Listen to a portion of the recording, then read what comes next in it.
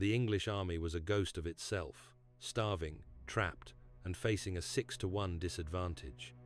Across the narrow, rain-soaked field, 25,000 French knights, the flower of European chivalry, prepared for a glorious, effortless massacre. They were armored, arrogant, and doomed. For the next 3 hours, a small army of English peasants with 6-foot sticks and simple strings would turn the battlefield into an industrial-scale killing field and fatally wound the medieval era forever. The year is 1415 AD. King Henry V of England, young, ambitious, and driven by a primal need to press his inherited claim to the French crown, had achieved his first great objective, the capture of the key port of Harfleur on the northern French coast. It was a victory, but a ruinous one, far more costly than anticipated. The 5-week siege had demanded immense resources and consumed precious manpower. The greatest cost was not primarily through direct battle casualties, but through the medieval scourges of dysentery, typhus, and camp fever, which thrived in the unsanitary conditions of the siege lines. The toll was catastrophic. Now, with the siege fighting over, Henry had less than 6,000 men fit for duty, a force barely larger than a successful raiding party. His grand invasion, launched just months prior with over 12,000 men, had quickly devolved into a pathetic, desperate, and grueling retreat across enemy territory. The king's ultimate goal was the distant port of Calais, the last remaining English stronghold in northern France, some 300 miles away. The march that followed was not a proud military procession of conquest, but a weary, dying funeral procession, a frantic, exhausting race against time, starvation, sickness, and the rapidly gathering armies of France. Henry's troops were not only skeletal and weak, but suffered from profound demoralization. The military rations had long since run out, and the lack of proper, consistent food meant they were constantly hungry, scavenging desperately just to survive. Simultaneously, the dysentery that ripped through the ranks forced every single man to march with an agonizing, constant physical misery, leaving many utterly depleted of strength. The situation was compounded by the weather. The cold, damp autumn had settled in, chilling the sick and compounding their fatigue. Many of the veteran soldiers were too weak to carry their heavy steel armor, designed to protect them from a lance or sword. They resorted instead to wearing light padded jacks beneath their shirts, making them vulnerable, yet mobile enough to walk. Their path was a visible trail of thick mud, sickness, and despair, marking their dwindling strength with every agonizing step toward the distant hope of the coast and safety. They tried to cross the Somme River further north, believing they could slip past the main mobilization efforts. But the fully mobilized French forces had correctly anticipated Henry's maneuver and blocked all the traditional fords and river crossings. This was a critical logistical failure for the English. Henry was thus forced to turn east, deeper and deeper into hostile territory, risking complete isolation as he hunted desperately for a defensible passage or a way to bypass the growing French army. Every weary English footstep was a prayer for salvation, a plea for God to simply let them reach the sea. Yet, every prayer was soon answered by the sickening, unmistakable sound of approaching French thunder, the noise of a massive, heavily equipped army on the move, its sheer volume signaling its overwhelming size. The sheer scale of the pursuing French force was psychologically paralyzing. Every French peasant they encountered whispered of a host gathering to the north, comprised of the greatest dukes, counts, and the most heavily armored soldiers in all of Christendom. Henry's men were no longer an invasion force with a mission. They were wounded prey, hunted relentlessly across the French countryside. The only thing keeping the English from total dissolution was the firm discipline of King Henry himself and the shared terror of capture. But the sound of the enemy was only half the problem. The other half was the land itself, the waterlogged, muddy fields which King Henry V would soon weaponize against their pursuers.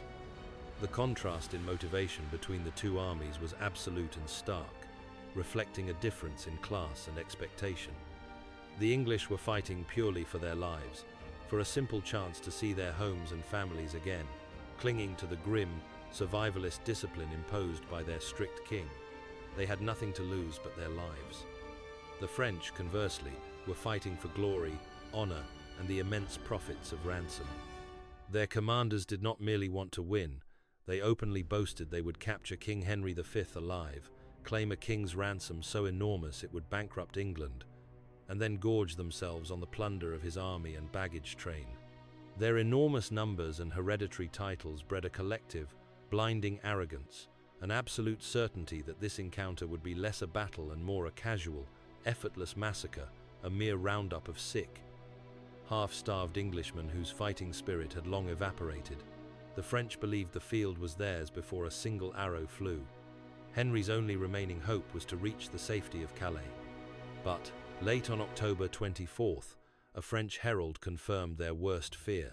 The massive, glittering French army, having marched with unexpected speed, had bypassed their marching column and was now successfully blocking their path at the small, insignificant village of Agincourt.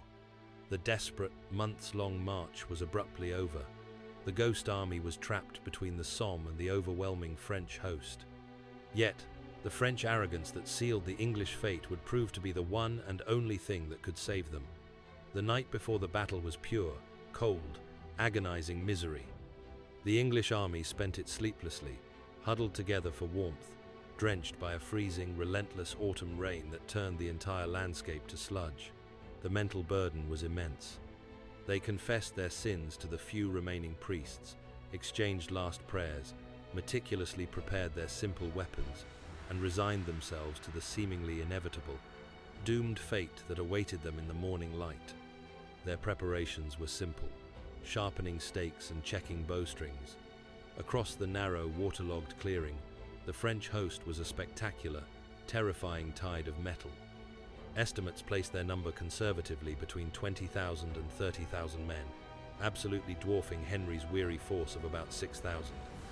This wasn't just an army, it was the entire political and ruling class of France, a collective, staggering financial investment in expensive, custom-made plate steel, highly bred warhorse flesh, and 500 years of inherited vanity and unwavering chivalric custom. The French commanders saw Henry's small, sick force as a profound insult to their national pride, a chance to settle all scores at once. Their victory was, in their minds, a historical certainty, a glorious day for French chivalry. This absolute certainty of victory led directly to their fatal arrogance and catastrophic tactical disunity.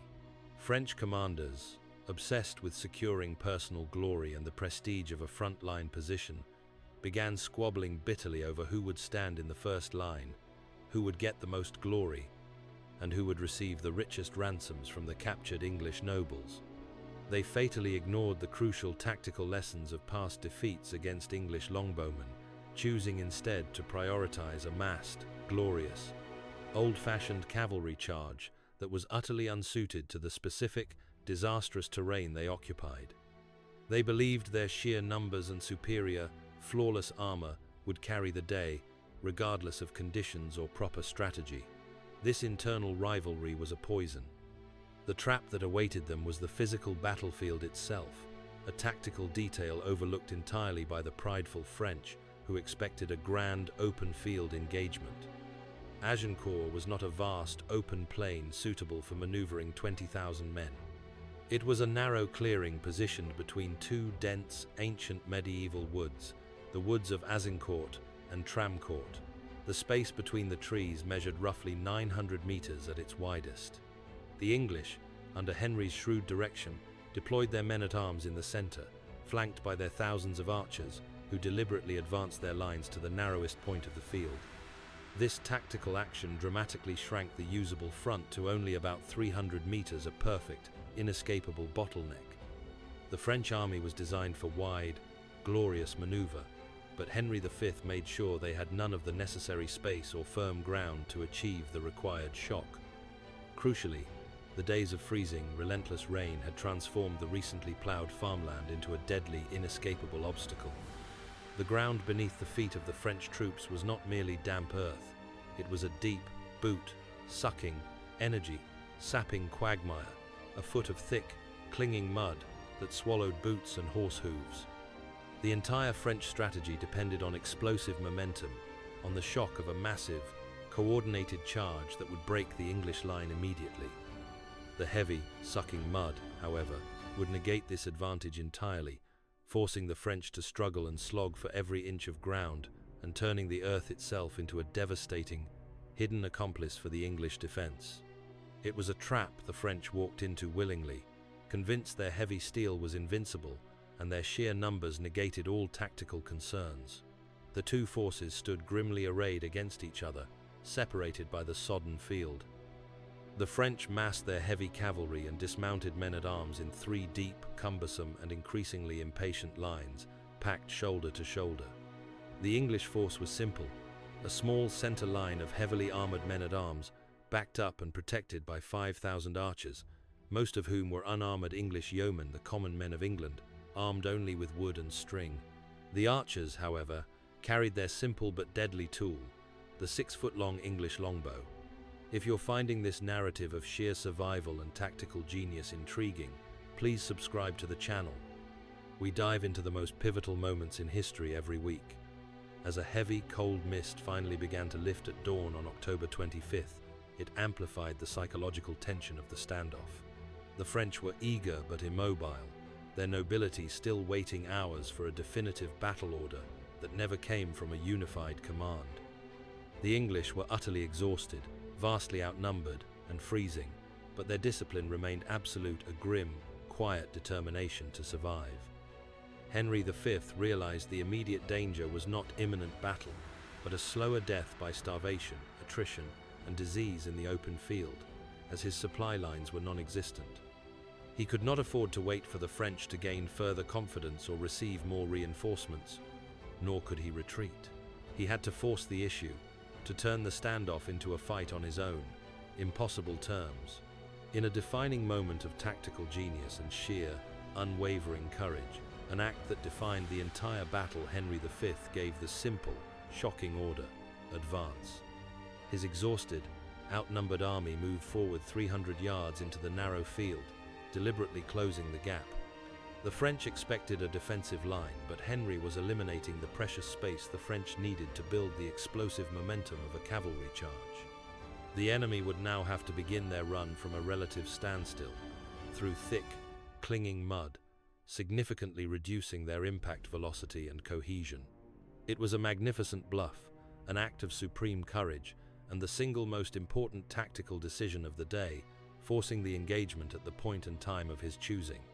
But even courage cannot stop 25,000 knights. Only one weapon and one perfect tactical deployment could. The English archers, protected by their simple but brilliant defense, quickly finished their final preparations. Each archer had been issued a 6-foot-long, fire-hardened wooden stake, sharpened to a deadly point at both ends, which they hammered deep into the soft, muddy ground at an outward-facing, 45-degree angle. These V-shaped stakes formed a simple, deadly palisade that was nearly invisible in the mud and fog, waiting patiently to impale the charging war horses and halt the advance. When the two armies were finally within 400 yards of each other, Henry gave the signal. The French, enraged by the English audacity and calculated movement toward them, finally gave the order to advance their long-anticipated, yet now fatally compromised, charge. But they never made it. The English archers loosed their first volley. The terrifying physical properties of the longbow, a weapon requiring a devastating draw weight of about 150 pounds of force, nearly 3 times that of a contemporary crossbow, meant its arrows screamed forward in a continuous horizontal curtain of death. This was not a gentle, arching rain. It was a deadly, concentrated barrage. A skilled, highly trained archer could loose an arrow every 6 seconds, meaning 5,000 archers could unleash a staggering 50,000 arrows in a single minute onto the packed French ranks. The air was suddenly filled with a terrifying continuous roar, a deafening sound unlike anything else on the medieval battlefield, like a massive thunderclap of wood and steel. The arrows ripped through the air and struck the French lines with brutal force. They found their mark instantly, deliberately avoiding the most heavily armored French knights at first, and instead focusing their relentless firepower on their unarmored war horses and the less armored infantry flanks that were packed tightly together. The immediate psychological effect was devastating. Horses, driven instantly mad by wounds and panic, bucked, screamed, and crashed uncontrollably into the dense, forward French ranks, becoming obstacles themselves. The ordered lines of French chivalry instantly devolved into a chaotic, panicked, bloody bottleneck. Their charge stalled under a continuous, shrieking hail of projectiles, transforming the entire front line into a scene of absolute carnage. If you're captivated by the sheer genius of this battle, please take a moment to comment below. What's the most surprising detail about the English longbow? The French, despite the chaos, the mounting wounds, and the absolute horror of their front ranks being torn apart, desperately tried to close the remaining gap, driven by honor and stubbornness. This was the exact moment their entire plan to crush the small English line through sheer weight and momentum went completely and catastrophically wrong. The French charge became a fatal crush of bodies, a disastrous infantry movement executed by armored knights. The combination of the inescapable bottleneck and the heavy, sucking mud meant that the first wave of French men-at-arms, clad in the heaviest steel, were forced to walk, stumbling and sliding for the final 200 yards. Their heavy armor, weighing between 50 and 70 pounds of polished steel, became a literal anchor, dragging them down into the mud, burning their precious energy reserves and causing them to arrive at the English line utterly exhausted. The men behind them, unaware of the front's total lack of progress and blinded by the mass of bodies and the fog of battle, continued to push forward, turning the front ranks into a solid, immobile, living wall of metal and flesh, packed so tightly they could barely raise their weapons or breathe. When the forward ranks finally reached the English line, they were utterly exhausted, breathless, and completely disorganized. Many were crushed and skewered against the hidden hedge of stakes, where the sharpened wooden spikes tore through horseflesh and found the armor's weak points. The knights, locked into their polished steel prisons, had absolutely nowhere to go. Their momentum was utterly consumed by the heavy mud and the sheer density of their own comrades.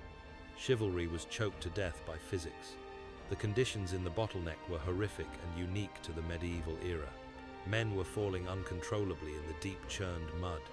The reality of plate armor was exposed. Once a fully armored knight fell, he could not, under his immense weight, roll over or get back up without significant help. They were literally drowning in the mud, suffocated by their own weight and by the hundreds of bodies of their comrades piled on top of them. The second and third French waves only made things worse, mindlessly pushing the struggling men in front of them into a macabre, living mound that rapidly grew beneath the continuous hail of English arrows. The French armor, designed to repel a sword blow, became their claustrophobic, inescapable coffin. The English archers, having exhausted the arrows they had hammered into the ground beside their stakes, dropped their powerful bows without hesitation. They grabbed the secondary weapons of the common man: axes, lead-weighted mallets, and short swords. They poured through the gaps in the small English men-at-arms line, attacking the helpless, immobile French. This was the critical pivot of the entire engagement and the social revolution. The peasant archers, agile, unburdened by heavy plate, and motivated by primal survival, swarmed the struggling French nobility. They targeted the vulnerable joints, the armpits, the groin, and the narrow eye slits of the visor, the places where the expensive steel was thinnest or jointed. The French knight, the most expensive and powerful military unit in Europe, was utterly over-engineered and trapped by the very technology designed to save him. He could not maneuver, could not swing his heavy sword effectively in the crush, and often couldn't even stand up. The agile archer became a devastating, decisive foot soldier, and the once mighty knight became an obsolete, paralyzed liability. The battle became less of a fight and more of a systematic slaughter. The second French wave, driven by honor and confusion, met the same disastrous fate as the first, collapsing into the same quagmire of mud and bodies. Ensuring the English victory was swift and absolute within 3 hours. The field was literally choked with the fallen. This moment in history marked a profound and powerful shift in warfare, demonstrating that massed firepower and proper tactics could instantly negate the power of aristocratic privilege. If you found this explanation clear and engaging, please share this video with someone else interested in military history. When the fighting was over, The silence that fell over the battlefield was loud, heavy, and profound, louder than any roar heard during the fighting. The field was no longer a battlefield. It was a vast, open, air mass grave of medieval idealism. The English had lost perhaps only a few hundred men. The French dead numbered in the thousands, and the number of captured French knights worth immense ransoms was so immense that Henry V's small, exhausted army faced an immediate, new, and existential threat. Their prisoners vastly outnumbered their remaining guards. The victory was decisive, but the subsequent moments were not yet secured. Suddenly, a panicked alarm reached Henry. A group of opportunist French forces from the rear, likely local gentry and armed peasants, had attacked the English baggage train, where the sick and valuable supplies were kept. It was a minor skirmish in the grand scheme, but the threat it posed was existential to the entire English campaign. With a huge, heavily armed mass of French noble prisoners already secured, the possibility of a coordinated uprising behind the English line, while Henry's exhausted men were occupied elsewhere, was an unacceptable risk and could lead to the total destruction of his army and the end of his life. Henry V was thus forced to make a brutal yet utterly tactically necessary decision: the execution of the French captives. The English men-at-arms, sickened by the task of violating the chivalric code which dictated ransom, initially refused. Henry, realizing the urgency and the danger to his entire force, ordered a yeoman, 200 archers, to carry out the task instead. It was an act that secured his victory and underscored the cold pragmatism of this new kind of warfare, prioritizing survival and military necessity over the traditional chivalric code of ransoming prisoners. He ensured no potential revolt could happen, saving his army from being destroyed in the immediate aftermath of its greatest triumph. The victory at Agincourt was the most crushing defeat suffered by France in the entire 100 Years' War. The scale of the French noble losses was staggering. 3 dukes, 5 counts, and nearly 90 barons were killed, alongside thousands of other knights. It was a socio-political cataclysm. An entire generation of French military leadership and the hereditary noble class was wiped out in 3 hours. Agincourt was a socio-military revolution. It fundamentally shifted the balance of power on the battlefield forever. The battle conclusively proved that the longbow, a simple weapon accessible to the common man, could systematically destroy the most powerful, expensive, and prestigious military unit in Europe. This was not a fluke. It was a devastating mathematical proof. 5,000 disciplined peasant soldiers had slaughtered the flower of European nobility. The age of individual heroic combat, chivalry, and the feudal levy was gone. The archers, weary and mud-caked, had won the battle, shattered a centuries-old social order, and ushered in the dawn of modern, professional warfare, where organization and massed firepower ruled. The knight was no longer the master of the field. The peasant with his stick and string had usurped his throne. If you enjoyed this deep dive into the Battle of Agincourt, be sure to subscribe for more historical analysis and ring the notification bell so you don't miss our next video. Let me know in the comments, which battle do you think had an even bigger impact on military history?